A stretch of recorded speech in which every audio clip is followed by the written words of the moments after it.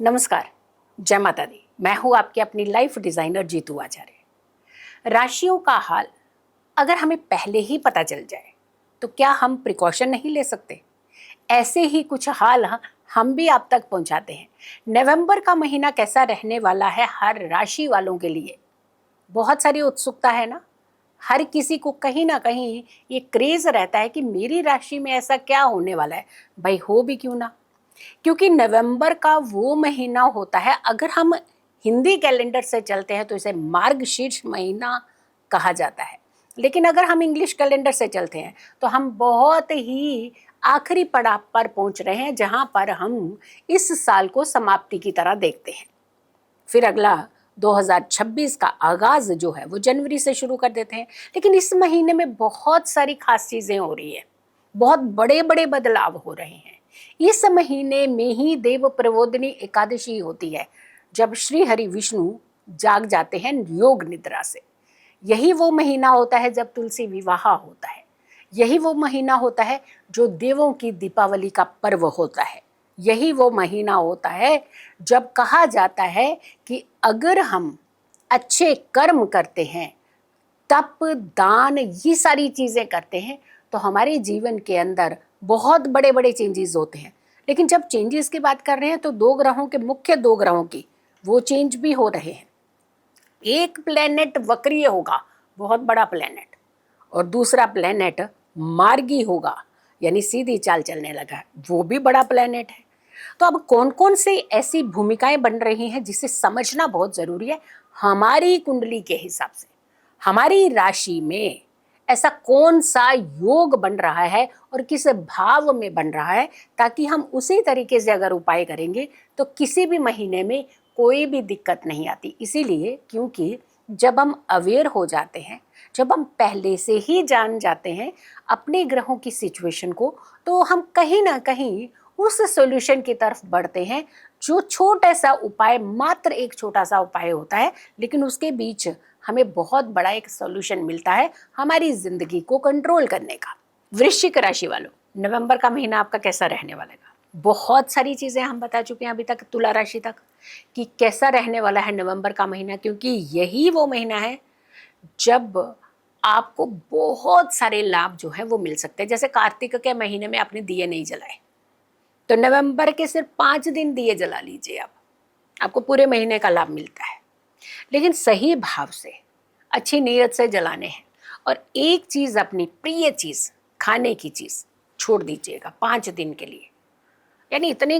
और वो चीज़, जैसे कुछ लोगों को किसकी लत होती है ज़्यादा, कि चाय पीनी है, पीनी भी नहीं है, उसके बिना नहीं रह सकते, कि मैं चाय नहीं पीऊँगा या नहीं पीऊँगी 5 डेज। कोई ऐसी चीज़ जिसके बिना आप रह नहीं सकते, वो ऐसी खाने वाली, पीने वाली चीज़। तो आपने ध्यान रखना है, एक तो सबसे पहले आपने ये छोड़ना है, गंगा जल से स्नान करना है। तीसरा, आपने आकाशीय दीपक जलाने हैं, तुलसी मैया के आगे दीपक जलाने हैं, 5 दिन करने हैं भीष्म पंचक के दौरान। बहुत फायदा मिलने वाला है आपको। गुरु यहाँ वक्रीय होंगे और शनि मार्गी होंगे, लेकिन 28 नवंबर में जाकर के। पर बुध भी वक्रीय है, यानी धन के कारक वक्रीय हैं। फायदा कैसे देंगे आपको, ये आपको देखना पड़ेगा कि आपकी कुंडली में, आपकी राशि में किस भाव का नेतृत्व कर रहे हैं। तो हमें उस भाव के हिसाब से रिजल्ट मिलेगा और हमें उसी हिसाब से कुछ चीज़ें कंट्रोल करनी है। जैसे सूर्य की अगर हम बात कर रहे हैं तो आपकी राशि का 12वां और प्रथम, पहला, द्वादश एंड प्रथम, ये दो भावों का नेतृत्व करेंगे नवंबर के महीने में। यहाँ गोचर करेंगे, इन जगहों में रहेंगे। तो 12वां भाव हाफ मैलेफिक, ठीक है। प्रथम भाव बहुत अच्छा है, स्ट्रॉन्ग पर्सनैलिटी निकल करके आएंगे आप। जो अभी तक नहीं मिला, में भी अब मिलेगा आपके लिए। तो सूर्य कुछ ऐसा ही एक भूमिका बना। लेकिन हाँ, कई बार चीज़ें आते आते हमसे दूर क्यों हो जाती हैं। हम कहते हैं ना, हमारे पास तो बहुत कुछ आ रहा था, लेकिन पता नहीं कैसे दूर हो जाता है। मंगल जो कि अग्रेसिव के कारक माने जाते हैं, गुस्सैल प्लैनेट। अब जब गुस्सा होगा तो अच्छी चीज़ें कहाँ पास में आती हैं। गुस्से से तो हर कोई डरता है, भागता है। गुस्सैल व्यक्ति से तो कोई पास में ही नहीं जाना चाहता। तो आप सोचिए फिर आपको कैसे फ़ायदा मिलेगा।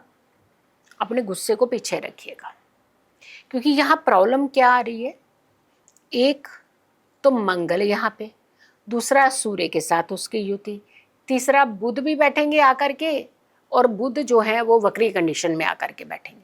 तो जब त्रिग्रही योग तो बना, लेकिन बन रहा है प्रथम भाव में, लग्न में, और वो भी वक्रीय प्लेनेट, और एक गुस्से वाला प्लेनेट, और दूसरा तीसरा हाफ मेलेफिक प्लेनेट। पलड़ा जिस तरफ भारी होता है ना, तो चीजें उसी तरफ जाने लगती हैं, ध्यान रखिएगा। खाली सूर्य क्या कर लेंगे फिर, आपको बहुत सारी चीजें तो डिस्टर्ब कर देंगे ना। आप माइंड चलाइएगा, कोशिश करिएगा।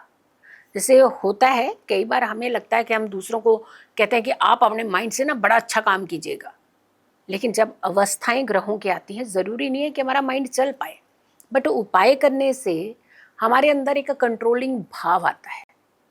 ऐसे नहीं कि कहते हैं कि उपाय करने चाहिए, हमारे बड़े बुजुर्ग हमें बहुत सारी चीज़ें सिखाते थे, ये नहीं करना है, ये करना है, ये चीज़ किस समय करनी है, कौन से समय में ये चीज़ें करनी चाहिए। तो बहुत सारी ये कंट्रोलिंग ही तो थी, ये रेमेडीज ही तो थी। संध्या के टाइम पे घरों की रोशनी कर दीजिए, ये क्या है, ये भी उपाय ही तो है, रेमेडीज ही तो है। बट उस समय ये कि गुरु बड़ों की वाणी थी, और अब हम इसको उपाय का नाम दे रहे हैं। तो उपाय वर्क करते हैं। गुरु, अगर हम कर्क राशि की बात करते हैं तो कर्क राशि में गुरु उच्च के होते हैं, लेकिन यहाँ अतिचारी भी थे गुरु।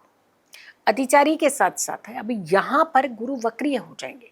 आपकी राशि का नवम भाव, 9th हाउस, गुरु का भाग्य स्थान पर वक्रीय होना, धर्म कर्म का कारक, धर्म कर्म का भाव। तो यहाँ पर जो धार्मिक मुद्दे ना कई बार उठ जाते हैं, बहस हो जाती है इसी बात को लेकर के, तुम्हारा धर्म मेरा धर्म, ऐसी चीज़ें वैसी चीज़ें। हमें यहाँ पे बचना है, ये ध्यान रखिएगा। आपको स्पेसिफिकली आपकी राशि को तो यहाँ बचना ही पड़ेगा। अननेसेसरली किसी से भी विवाद धर्म कर्म को लेकर के ना करें। अगर हम शुक्र की बात करते हैं तो शुक्र आपकी राशि से 12वें भाव में रहेंगे। और शनि की बात करते हैं, शनि आपकी राशि से 5वें भाव में रहेंगे। राहु की बात करते हैं, राहु 4थे भाव में रहेंगे। और केतु की बात करते हैं तो केतु 10म भाव में रहेंगे। अब दिक्कत यहाँ क्या है कि हम लोग चाहते हैं कि हमारी जिंदगी के अंदर बहुत बड़ा बदलाव हो, बट होगा कैसे? उसके लिए क्या क्या चीज़ों की ज़रूरत होती है? अगर बदलाव चाहते हैं तो सबसे पहले आपकी कंट्रोलिंग होनी चाहिए हर चीज़ के ऊपर। आपके अंदर एक धैर्यपन होना चाहिए, आपके अंदर एक संतुष्टि भाव होनी चाहिए, क्योंकि आप बहुत सारी चीज़ों को कंट्रोल करना चाहिए। अच्छा अच्छा अच्छा चाहते हैं ना, अच्छा अच्छा हो, इसके लिए आपको भी तो सबसे पहले इनिशिएट करना पड़ेगा ना। क्योंकि जब प्लैनेट इधर उधर उधर उधर डिस्टर्ब कर रहे हैं चीज़ें, तो आप स्वयं क्या कर सकते हैं? प्लैनेट है वो अपनी भूमिका निभाएगा। वो ऐसा नहीं है कि वो आपको नहीं, वो अपने स्वभाव के अकॉर्डिंगली आपके भाव को वो रिजल्ट देगा देगा। बट अगर हम समय पर संभलते हैं या कुछ एक ऐसे रास्ते अपनाते हैं जिससे हम चीज़ों को, अवस्थाओं को कंट्रोल कर सकते हैं, तो हमारी सिचुएशन से सुधर जाती है। समय निकल जाता है वो वाला, और नवंबर में निकल गया तो आगे हो सकता बहुत अच्छा हो जाए। तो सबसे पहले अपने अंदर एक संतुलन का भाव, एक धैर्यपन और एक कंट्रोलिंग, ये सारी चीज़ें लाने का प्रयास कीजिएगा नवंबर के महीने में। थोड़ी सी चीज़ें आपकी बेटर हो पाएंगी। और उपाय, 1 से 5 तारीख तक आपने भी 7 दीपक तुलसी मैया के आगे और 7 दीपक आकाशीय दीपक ये प्रज्वलित करने हैं। और गंगा जल का छिड़काव आपने ज़रूर करना है। जब भी आप दीपक प्रज्वलित करने लगेंगे, सबसे पहले नीचे थोड़ा सा गंगा जल छिड़कना है, उसके ऊपर फिर आपने दीपक प्रज्वलित करने हैं। ये दीपक आप प्रज्वलित कीजिएगा, सभी देवी देवताओं का ध्यान कीजिएगा, भगवान विष्णु का ध्यान कीजिएगा, माँ वृंदा का ध्यान करते हुए आप ये दीपक सारे प्रज्वलित कीजिएगा, ताकि आपको कार्तिक के महीने का लाभ मिल सके। और एक उपाय, केसर आपने खाना भी है एवरी थर्सडे, और उसका तिलक भी लगाना है एवरी थर्सडे, यानी गुरुवार के दिन आपने केसर खाना भी है और उसका तिलक भी लगाना है। लेकिन जब आप तिलक लगाएं तो उसमें जो जल का प्रयोग करेंगे वो गंगा जल ना करके नॉर्मल वाटर का प्रयोग कीजिएगा। आप ये उपाय कीजिएगा, आपको काफ़ी लाभ जो है वो मिल सकता है। ये तो थे हमारे वृश्चिक राशि। वृश्चिक राशि कैसा रहेगा नवंबर का महीने?